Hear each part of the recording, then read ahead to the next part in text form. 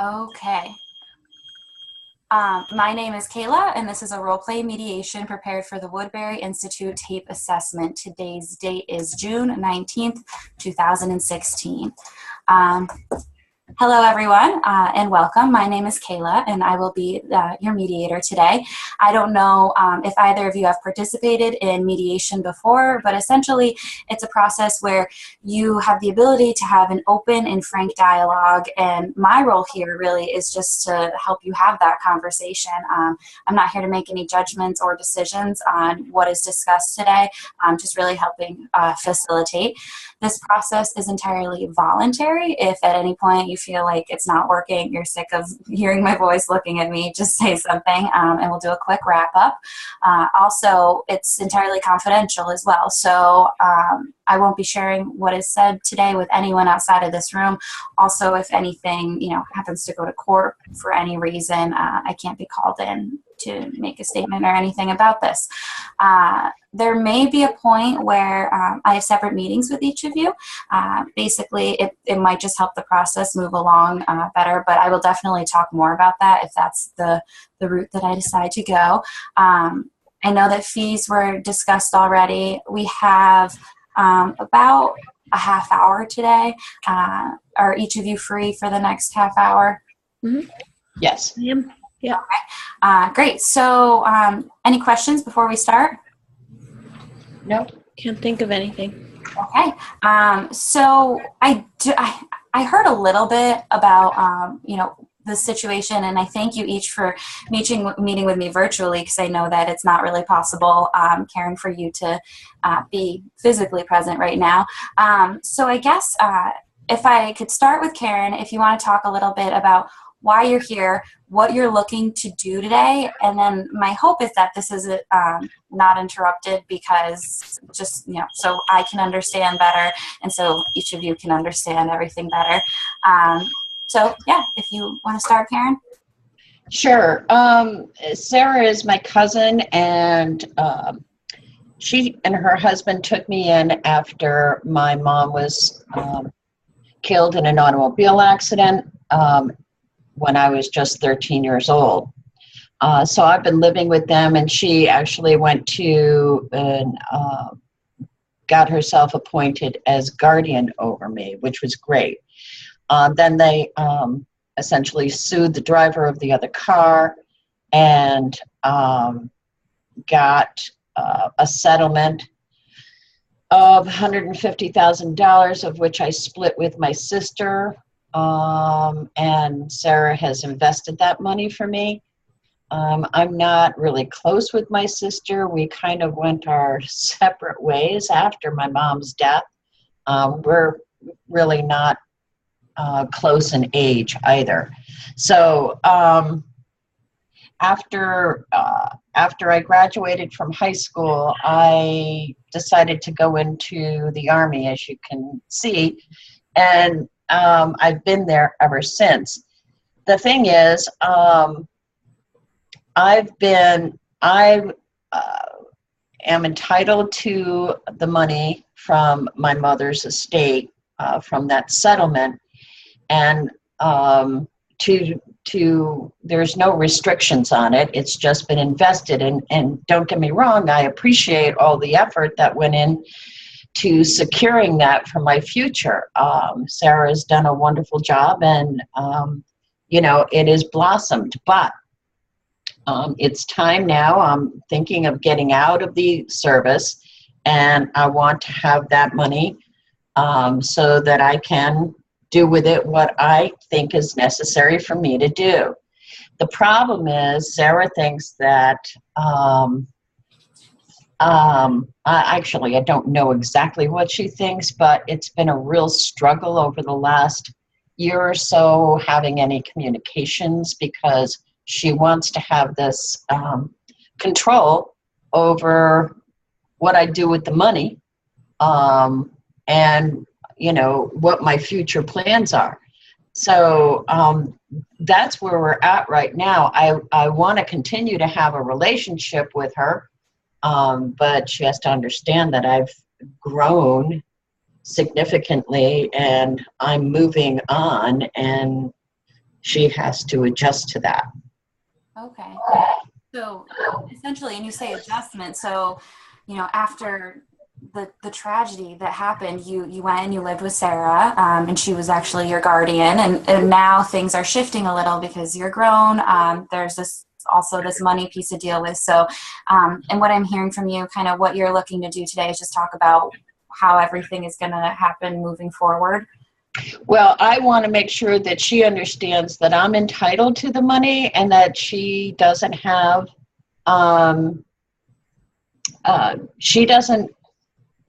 she can't control it anymore.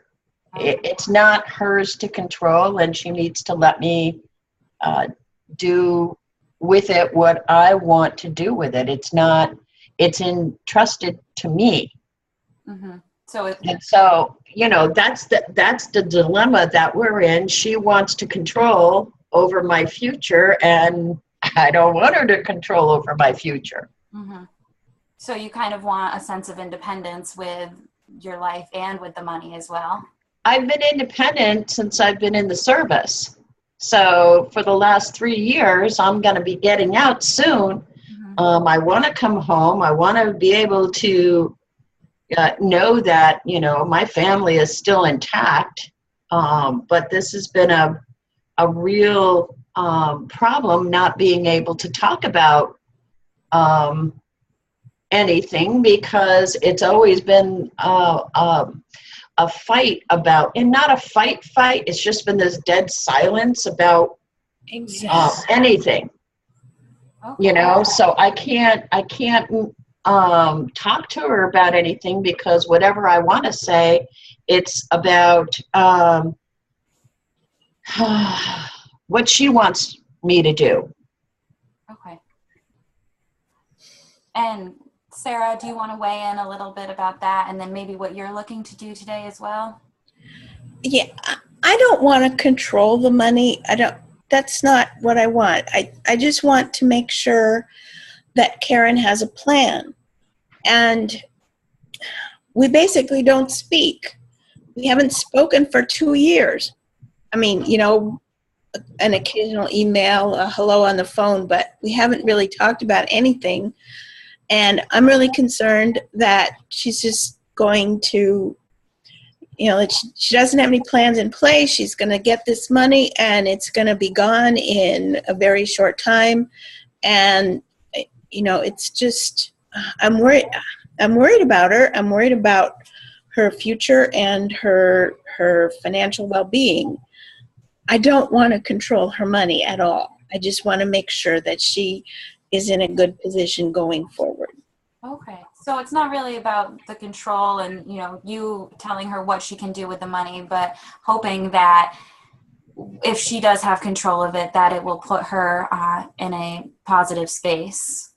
It's that, and it's also just, I wish she would talk to me. She hasn't talked to me for 2 years. And Karen, have you been away for 2 years? I have. I've been away for 3 years. But every time I do talk or try to talk on the phone, which is difficult when you're, I'm not on the front lines, but I'm out there and deployed in Iraq. I can't say any more than that. My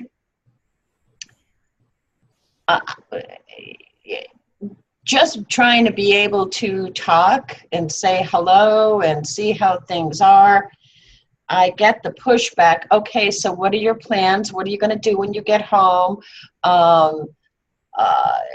So-and-so has a job over here and this one has that. It's like push. And, I don't need that. I've been, out in the field saving people's lives and my lives, and my buddies and I have a really tight relationship. All I want to do is be able to talk like we used to, although it's not like we used to, because I've changed. I've changed a lot. And I guess she's just not willing to accept that I've changed, and still wants to have, you say you don't want any control, but if you didn't want any control, then why do you need to have all of these answers all the time? I mean, I don't have the answers. I don't know why you need to have the answers.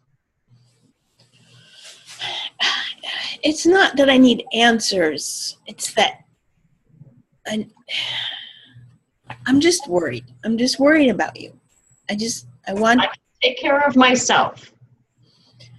I'm sure you think you can. And, you know, what you've learned in the service is, you know, I can't even imagine, but you've never been particularly good with money, and I can't imagine that the military gave you much opportunity to learn about how to deal with money. And so wrong. I'm really worried about it. So wrong. They part of the training when you go in, part of your 3-month training is drilled into you how we have to be responsible for all of our actions. Now, all of the money that I have made getting paid, I've put into an account. Well, not all of it, but like 80%, because I don't need much to live on. So I'm not stupid about investing things or taking care of myself. I just, you know,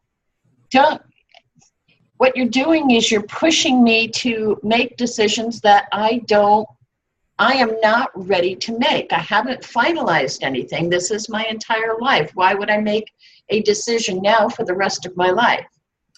And let me just back up for a second, because I heard a lot of things from each of you. Karen, I heard that, you know, you have so much going on in what you're doing, you know, in the force. And when you talk with Sarah, it don't necessarily want it to be the same as what you're doing, you know, plans, what you're going to do more like, and what you said is like it used to be.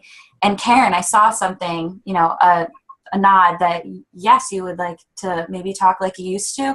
But I'm also hearing from you that you're really concerned and perhaps don't know about, you know, Sarah learning about the financial part of it. I know that you touched on it a little, but you're more not that she's going to have this money. It's kind of, is she going to be okay using it, things like that.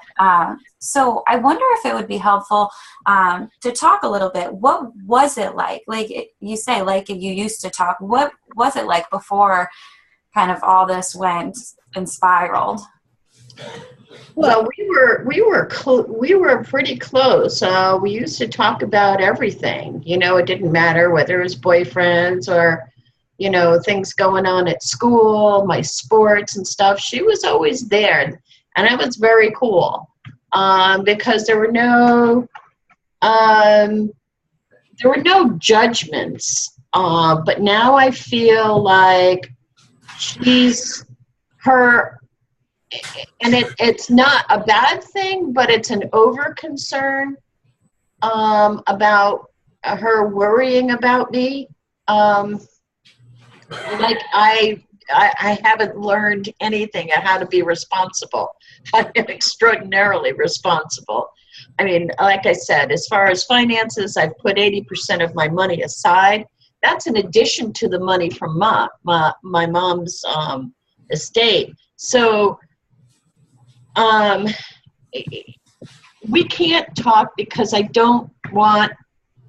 feel pressured by having to respond in a way that's going to satisfy Sarah's need for me to have a plan in place.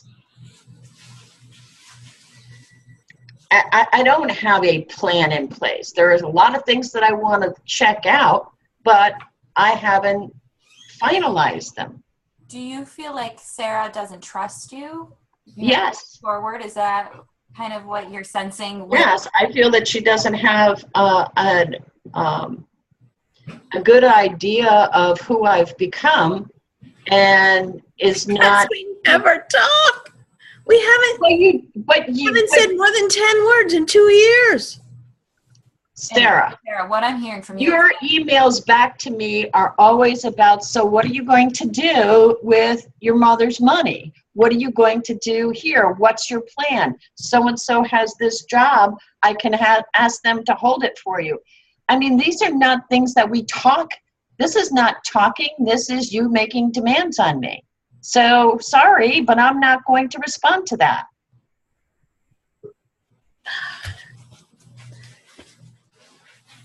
I don't understand why you want the money if you don't have something. I mean, it seems like, since it doesn't sound like you have anything specific planned, but you're very concerned about getting the money now, ASAP, it just sounds like a recipe for failure, basically, or disaster. Well, if it is, then it's mine. And talk a little bit about that, Sarah. What are you afraid of? When you say disaster, what are you thinking will happen? Well, that she'll get the $75,000 plus the investment. You know, it's close to $100,000 now, Yeah. which sounds like a lot of money, but it doesn't last very long. And you know, if she doesn't have, I'm not even sure. I think she's thinking about leaving the military. I think she mentioned that earlier, but I'm not sure. If she does leave the military, then you know, I'm sorry about the background noise if you can hear it. If she does leave the military and she doesn't have a job lined up, I'm sure it will be tempting to start drawing on that $100,000, and it's going to evaporate within, 6 months or a year, or not much more than that. And then she'll have nothing and no job, and that's the kind of thing I'm worried about. Okay, so you're worried that if she doesn't have money left over, then she's kind of in a sticky situation. Do you have any other concerns besides the money?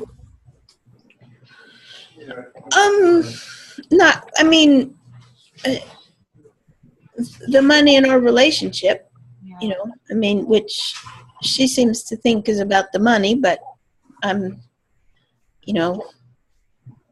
it's so much more than that. I want to be friends again. She used to play soccer. I'd take her to soccer games all the time, and we'd chat in the car on the way there and the way back, and I'd cheer on the sidelines, and we'd go to parties afterwards and whatnot. And, now we don't even hardly talk, and it's just so, it's not fun. It sounds really hard, too, when going from having such a close relationship to now a not so close relationship. And what I'm sensing is that the money is kind of keeping it all together. Is one of your fears that if Sarah or Karen takes the money, that you won't really have anything to talk about anymore? Well, I hadn't thought about it that way, but might be something in the back of my mind, since we don't seem to have anything else to talk about. Okay. Well, I can't tell you what's going on while I'm active. I can't talk about that. But I can't also respond to what are you going to do, what is your plan, this, that, and the other thing. I can't respond to that either. I mean, you don't tell me what's going on around home. So, and I am forbidden to tell you what's going on where I'm at. So, Forbidden by the Army, you mean? Yeah. Oh. So I mean, I don't know what you expect from me.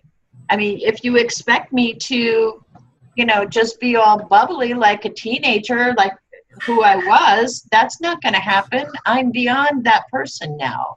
I've changed. But you have to accept the fact that I have changed. You also have to accept the fact that I have grown. People don't change unless they've grown in some way. And I'm not irresponsible. I mean, you've never known me to be irresponsible. When you say I wasn't good with money, what money did I ever have before? You provided everything. So Your allowance, it would, your $15 a week allowance, you'd spend yeah. like, it was gone. So what did you expect a teenager to do with a $15 a week allowance? Save it? So Sarah, or Karen, sorry, you want to be seen not as you were before, growing up, but kind of as the person that you've turned into now, present day. Right. Exactly. Yeah, I am a woman. I've been halfway around the world. I've made choices, to save my money. I've got almost $30,000 in the bank over the last 3 years because I've just been able to do that. I'm not destitute. You're not going to have to pay for me or take care of me when I get home. I can do that because I've built something for myself. But I've also, been trained to look out for myself, to look for the bad things that are out there. So I'm not going to be a wishy-washy person and not be able to make decisions. I just haven't made any decisions, and I don't understand why that's a problem. I just, it's like I have to make a decision before I get home, and that's wrong. You just need to make a decision before you get the money. That's all. And with this money, Why? Just so I have a clear understanding, Karen, I understand that it's your money. And Sarah, do you have to release those funds to her, or how does that work? I've been managing the account that it's in. It's in Karen's name, but I don't really. She could get it tomorrow. It's not supposed to be released to me until I'm 21, which will be in 4 months. Oh, that's right. I knew there was something. So the thing is, you're saying now, and for the first time, that you want a plan you want me to show you a plan before I get the money. That doesn't even make sense to me. It was just something I said, okay? I'm just worried. I know this is like, the first extended conversation we've had. I'm starting to get used to a different person here. And maybe I said the wrong thing. So let me just kind of summarize what I've been hearing, because there has been a lot that has been shared, just in the past 20 minutes.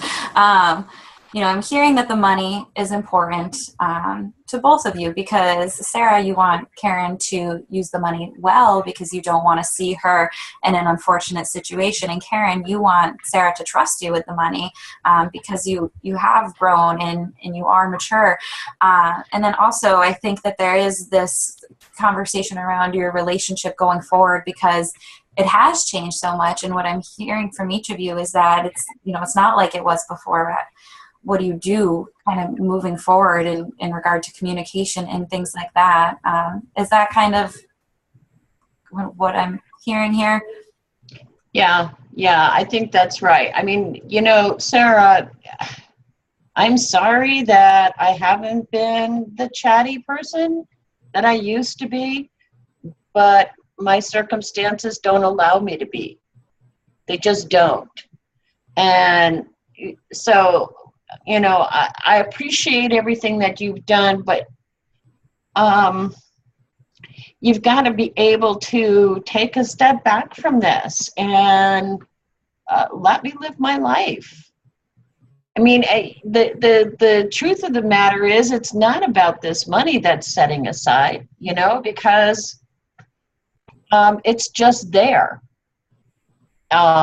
It's a great cushion, but if I came home and that money wasn't there, we would have to figure out how we're going to move forward, right?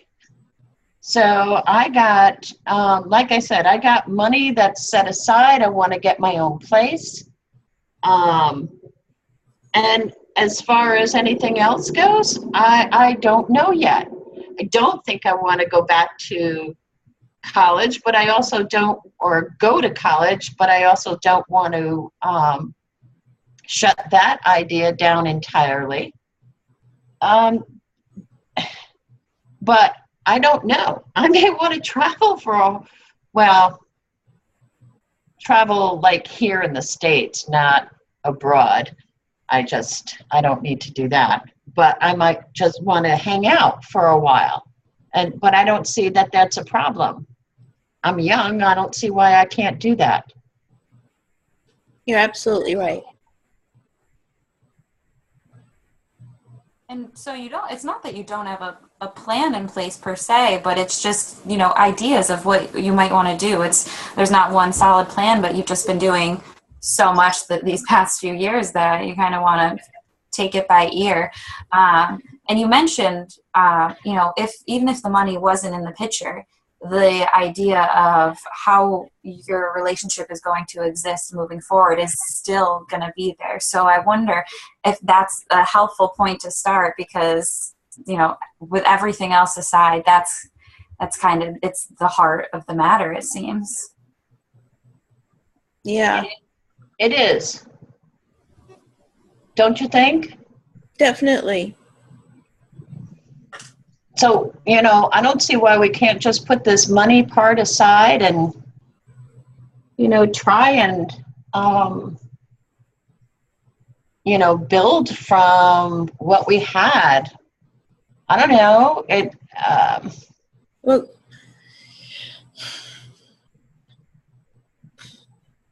what kind of things do you like to do now?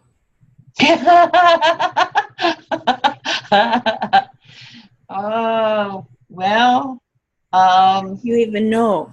I don't, because I haven't been able to do them. The best we can do is go to a bar and have a couple of beers, which is, not doing anything. It's just releasing stuff. So I don't know. I just don't know. I want to see what's available. I want to see what options are for me. I Do you think maybe I can come along some other time? Yeah, absolutely. That would be That'd be awesome. nice. So it's hard to say specific things because you're not here, but when you're here, it seems like each of you, there's no issue in doing some of those things together. Yeah. I mean, if we don't have money to talk about, I'm sure we can find something else. Well, there is more. Who knows? Maybe I'll get on a softball team or something. That'd be fun. Now, when you come back, Karen, are you going to be near Sarah? I'm hoping, Sarah, we probably should talk about that too, because when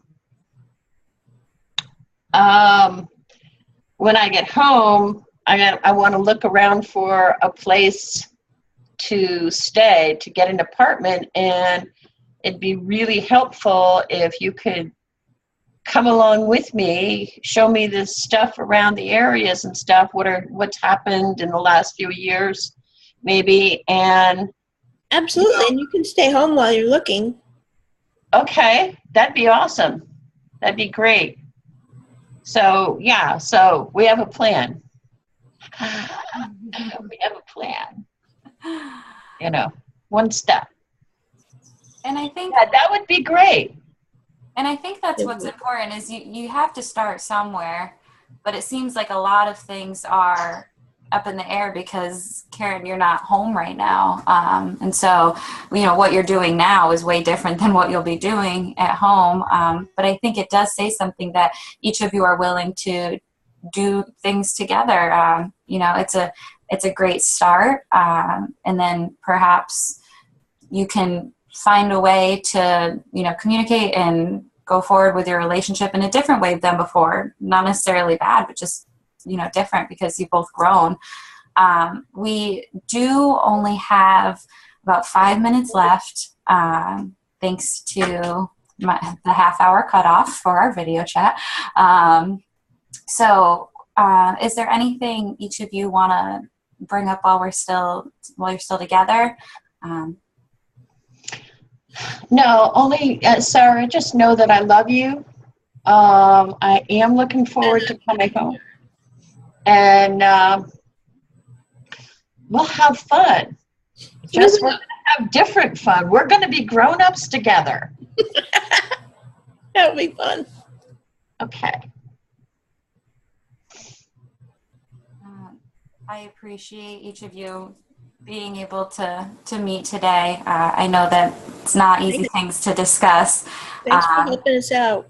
Yeah, no problem. I think, and if you ever want to meet again, definitely let me know. I think that what each of you came up with, the idea of, living home, looking for a place together, and then maybe finding other things to do together is, a productive start, and then things might fall into place there. But if you do ever want to meet again, my door is always open.